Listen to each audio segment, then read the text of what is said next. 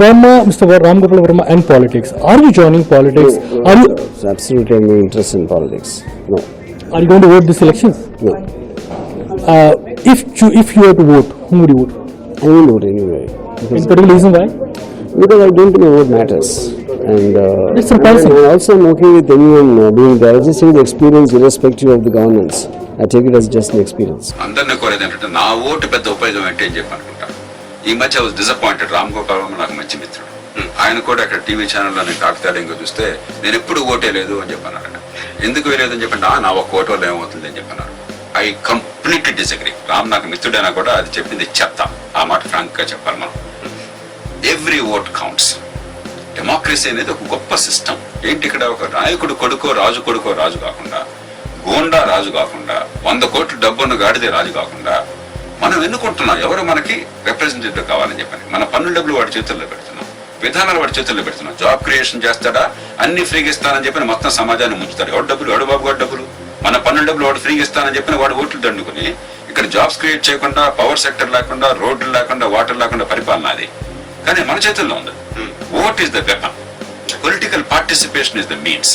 ఈ రెండూ లేకుండా దేశం మారదు. డిస్పేర్ కావద్దు. ఖచ్చితంగా దేశాన్ని మార్చగలం.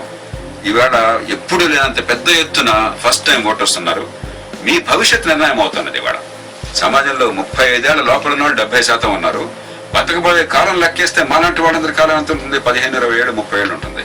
కానీ ఈవేళ ఈ కుర్రవాళ్ళందరి కాలం ఎంత ఉంటుంది? 50 ఏళ్ళు, 60 ఏళ్ళు, 70 ఏళ్ళు ఉంది. కాబట్టి బతకబోయే కాలం చూస్తే 95% ఈ యంగ్ జనరేషన్ ఉంది. Your future is being decided. మీరు డిసైడ్ చేయాలి. మరొక డిసైడ్ చేయడం ఏంటి? మీరు నాయకులు కావాలా, మీరు ఓటు వేయాలా, మీరు పార్టిసిపేట్ చేయాలా. We will change this country if you participate. I guarantee you that. I ask all young people in particular, middle classes, women, మీరు మార్చగలరు దేశాన్ని. మీ భవిష్యత్తు ఎన్నికలు నిర్ణయిస్తాయి. నిరాశ పడద్దు. ప్రతి ఒక్క ఓటు కౌంట్ అవుతుంది. Vote right. Vote for the right cause. Loksatta మీ ముందున్నది ఏదో పదవులు కావాలి కదా. ఈ పదవులు లేక నేను రాలా.